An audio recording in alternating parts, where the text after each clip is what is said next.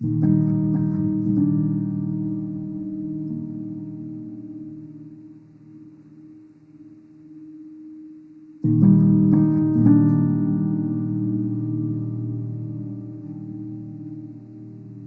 and gentlemen, welcome back to the Weekly Voice Memos podcast. Now, first of all, I'd like to address the elephant in the room. First, that is, I'm recording all audio on my iPhone for this week's episode. And I was thinking, because I set up this whole set, and obviously it looks a little rough. I mean, it definitely could be better, but I tried. I'm not that great at design. But I had everything set up, and then came to realize that there's a mic right here. So there's a mic right over here. It's a new mic I got from camp. And I had everything set up, and then I realized that that I don't have the adapter, the dongle that goes to the Mac, which is really frustrating because I could be recording this on the new mic. And so I was thinking about whether or not I should delay recording this episode, but I've been feeling really inspired to hop back on this platform and talk more about the things I've been doing. I think before I left for Utah and before I went to creator camp and did all this stuff, I found it a little more hard to record podcast episodes, mostly just because I feel like at a certain point, if you're trying to be consistent with anything and with any type of content or art, you end up I see it as a wet rag that you're just tightening your grip on and trying to get more and more out of. But at a certain point, it's what am I going to talk about if I'm recording episodes back to back? What am I really going to talk about? And then you're just recording a podcast episode for the sake of recording a podcast episode. And then there's no real purpose. And so I think this break was good for me. And I kind of want to break this podcast episode up a little more. I have a few things I want to touch on and be a little more organized in my thoughts. But first and foremost, want to address that the set I just built in the last hour is, it's all right. But if you guys want to send anything for me to post on the walls, my P.O. Box is Simon Kim, P.O. Box 130, Dexter, Michigan 48130. Oh my God. And this is, okay. Honestly, for you audio listeners, you don't need to know what just happened. It's all right. Bro, what is this? But yeah, I guess we're just going to have, it's still a work in progress. I can't believe that literally happened while I was recording, whatever. But yeah, if you want to send me something to throw up on my walls to replace that map, it's kind of embarrassing that it fell. But alas, we move on. Also trying to, of course, make it look a little more pretty for the video podcast, which I'm having a lot of fun with. I think I'm going to start posting these on YouTube too, just because I like sharing my thoughts. And if I can just have a set where I can just pull up to every once in a while, I feel like that'd be fun. But anyways, let's kind of hop into where I've been at. So I've been offline for probably a little bit over a month, maybe a month. And I want to give a huge shout out to Sam, the producer of the show, an editor, because he kind of pinged me a bunch of times, was able to track me down and get me re-inspired to start posting more. And I feel like the podcast audience is always really cool. So funny story, my co-founders, my friends, Max, Chris, Ryan, go out to Utah before I go out because I have some finals I have to study for. And the first person they meet, they get out of the airport, they go to a Chick-fil-A, they get food. And the first person they meet is the cashier. And the cashier recognizes what the hoodie Chris is wearing. He's wearing one of our clothing releases I did with Keep It Wholesome last year with my friend Natalie. So it's a collab release. And he's like, holy crap, is that Wholesome Simon's merch? And he's like, yeah. And he gets going talking to this cashier, and he says that he listens to the podcast. So I'm not sure what your name is, but if you're out there, Mr. Mystery Man from Chick-fil-A, thank you so much for listening to the podcast. But if there's one, I don't know, it's a good omen. And if there's one thing I learned from my trip to Utah and with Creator Camp and building all this was so many moments of just the universe. And let me think of how to frame this. There are just so many moments where things worked out perfectly, or these coincidences kept happening that really made me feel like the world was on my side. It really made us as a team and us as a community feel like there's a driving hand and a force that's moving us forward. And I think that's what happens. It's something that I've been thinking about. I think that's what happens when you pursue a passion and you surround yourself with people that are like-minded and you put love out into the world. Like, things just start working out, whether you call it karma, God, the universe, whatever. I think I really experienced that within my time at Utah. So let's backtrack it a bit. What is Creator Camp? What am I talking about in Utah? And what is the point of all this? So essentially, if you guys haven't seen my YouTube videos, I explain this more in depth of the founding story or how Creator Camp came about. But essentially, long story short, took a gap year, wanted to meet up with my online friends. We did a house called the Wholesome House, which ended up turning into an event because we couldn't find sponsors to do another Wholesome House. And that we had the first Creator Camp last summer. We brought together 35 different creators and artists, and we were like, this is incredible. Let's do it again. So we hosted our second event in actually the biggest log cabin in North America, out at Timber Moose Lodge in Utah. And we had around 70 artists, filmmakers, musicians, all these different mediums come out and basically experience their time in Utah. We had a lot of different programming. We had speeches. We had a talk by Shopify, one of the sponsors. We had a talk from Build On, a nonprofit that we had out. And this whole initiative and everything was supported by IMI, who was our title sponsor. It's basically a nonprofit that helps push forward meaningful content on the world. And it feels like something we've wanted to do for a while. So that was kind of the underlying theme of this weekend. It was building community, making new friends, connecting the next generation of artists together, but also just pushing this idea that, hey, we have platforms, we can do good in the world, but let's try to keep pushing that forward and let's have purpose behind what we create, which I think is really important because a lot of times you don't think about how much like influence there is in these circles. I think as a creator, you get like kind of numb to numbers and you don't really recognize it. The other day, I was just like browsing the podcast analytics and, you know, like a little over 1,000 people listen to each episode. But imagine like standing in front of 1,000 people and talking. It's ridiculous. And so in that same vein, we want to create this environment for collaboration, community, but also like, hey, what can you do with this influence that you have? And so it was a great weekend. It was crazy. I flew out. So essentially the whole team flew out a few days before me. I still had to finish up some midterms and some exams. And so I did those. I flew out to Utah. We met up. And first of all, that week, those few weeks, Utah had record snow. Like they broke a like 40, 50-year snow record. It was crazy. And so I got to the airport, picked me up in a U-Haul. It was a very sketchy drive up to the Airbnb where we'd spend a week just prepping. There's one night where we're just packing these boxes for the Shopify event, and we're just like, our clothes are off. We're like, you can find these pictures everywhere, but that just didn't sound great. Our clothes are off and you can find these pictures, whatever. Our clothes are off. We're like doing this assembly line of packing these hoodies into boxes, and yeah, it was just a fever dream. It felt still kind of like scrappy and still kind of jank, but this event was the first event where it felt like a real business, and it felt like, oh, I see the vision of this. And that is exciting, but also comes with more responsibility. Like the U-Haul got stuck in the front driveway of the lodge, and so that was like kind of the first hurdle we had to overcome, and it felt like the team during the event was bursting at the seams. And so in the future, we're definitely going to have like someone on site who's more of like logistics event planner type person. But for us, the four of us, we were just on 2 hours of sleep every night, waking up every morning, cooking breakfast and doing all this stuff. And just trying to put out fires wherever we could.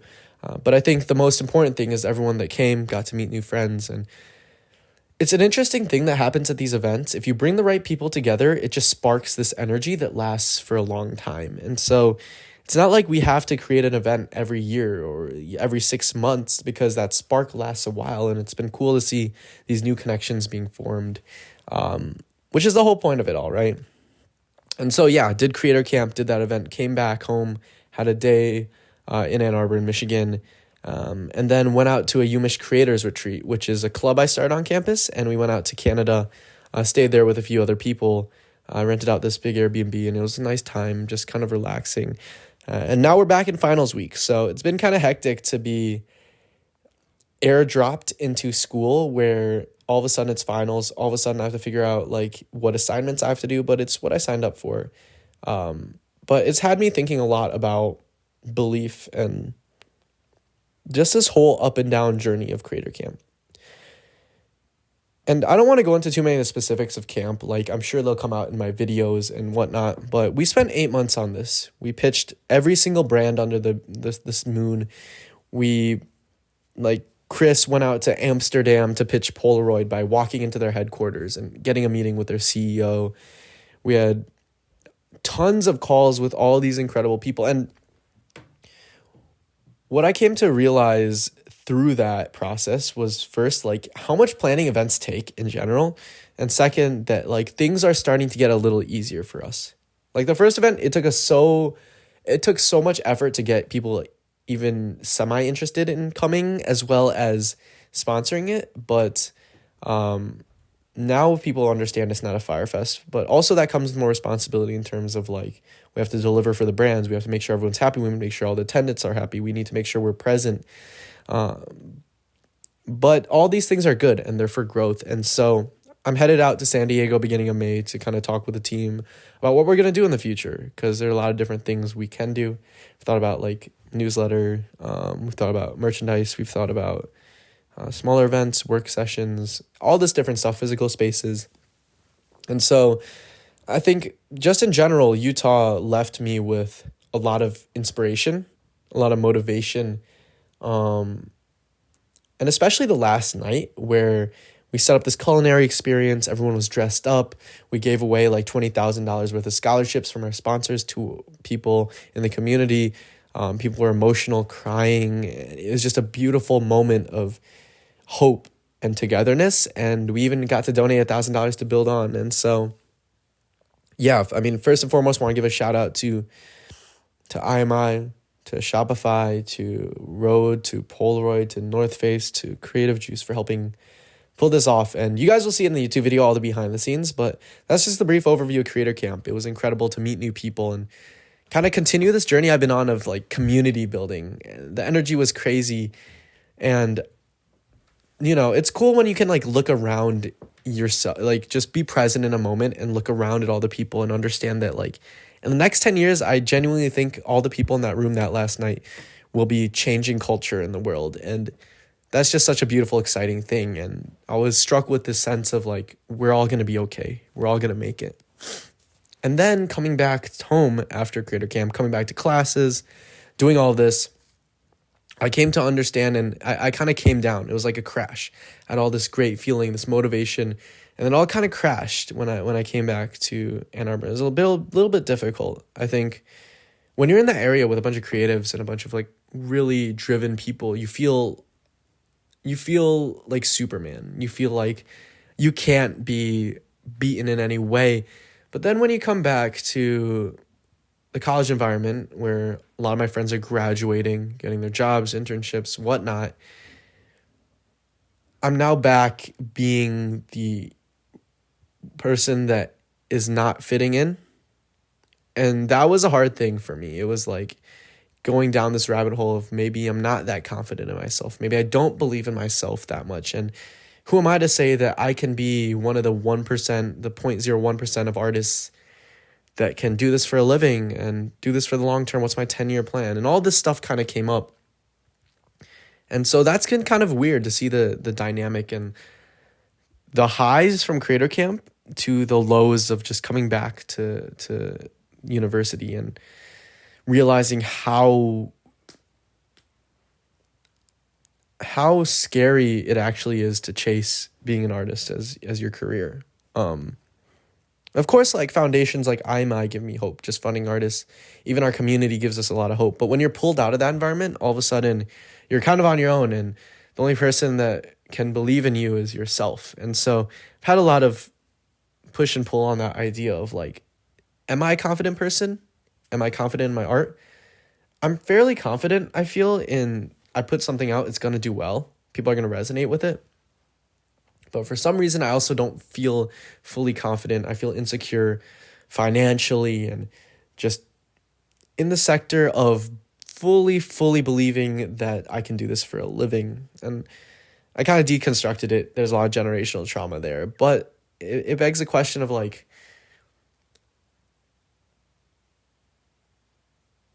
is there a third thing to being successful?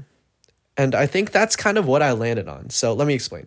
So people say to be successful, you need you hard work and luck, right? It's like some people think it's all hard work. Some people think it's mostly luck. There's like a split 50-50.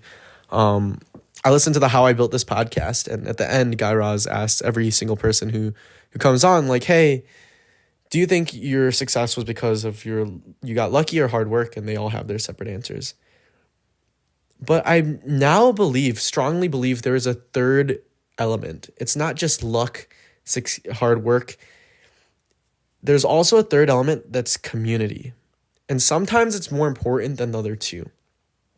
Some people call this networking. I think that's BS. But what I came to realize is what we had built with the community at Creator Camp was almost like an accelerator, like a place where you can come and if you're making incredible art and you're working really hard, you plug yourself into Creator Camp and you're going to be successful. And that's almost how I felt. It's like realizing that coming back to Ann Arbor, not having that community, not having those people, I fully doubted myself a lot more.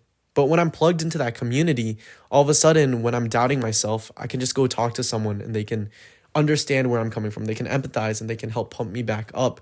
And all of a sudden, I'm not dealing with it alone. And I think that plays a larger part in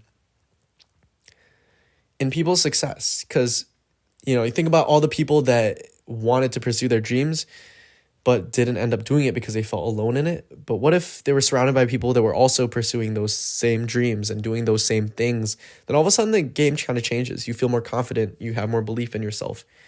And in the last 3 weeks, that's the arc I went on. And that's what I understand now to be true, is like community might be more than 30% of the reason why people become successful. And yes, you could like link it to like networking opportunities, like people after camp are going to meet up and go somewhere, or people after an event, or like a friend group like wants to help each other out. But also it's just the feeling of you're rising up together. And if we all fail, we're all going to fall. And there's something so powerful about that gives you a lot of hope and gives you permission to be like, okay, now I can chase my dreams. And so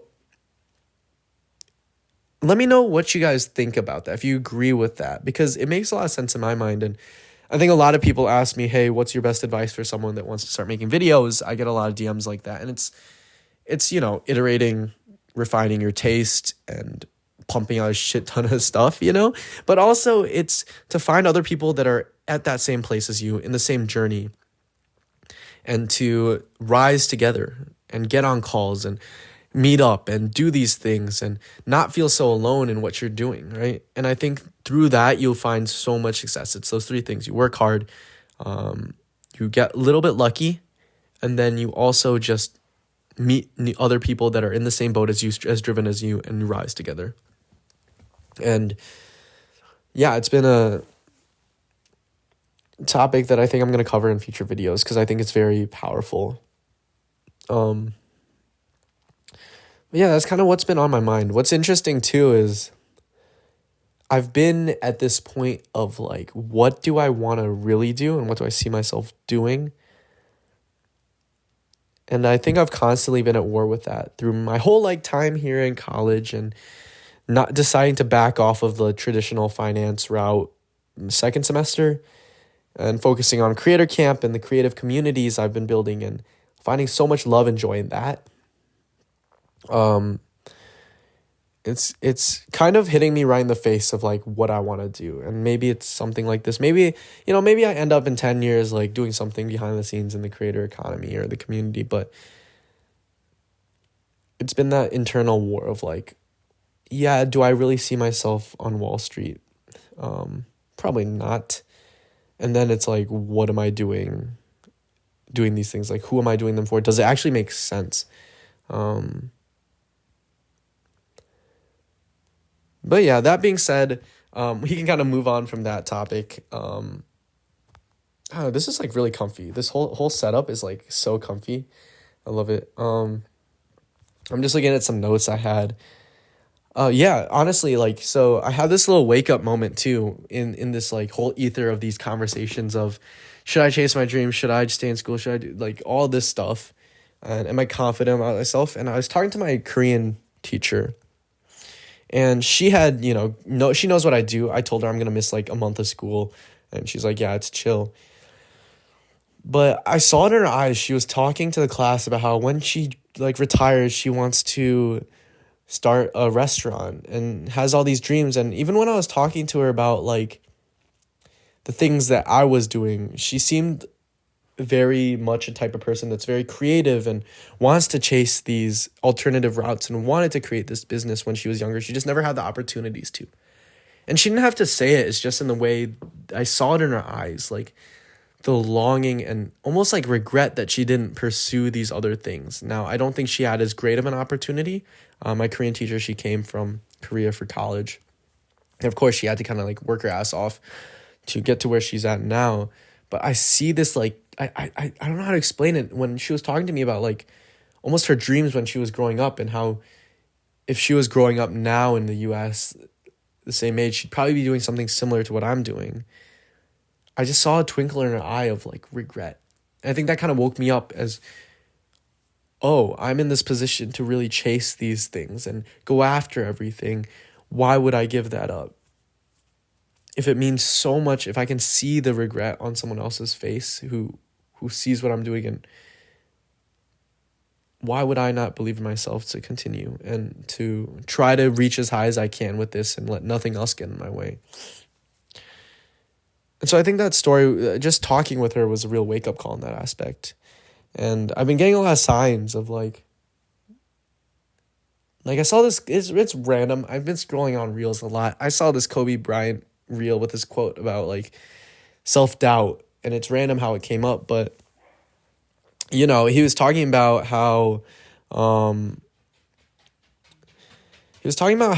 there's no point in doubting yourself or thinking about that, because you're going to fail and you're going to succeed. That's just what's going to happen. So like, why do you even bother like thinking about if you're going to succeed or if you're going to fail? And so I've been thinking a lot about that as well. But apologies if you can hear my dog barking upstairs.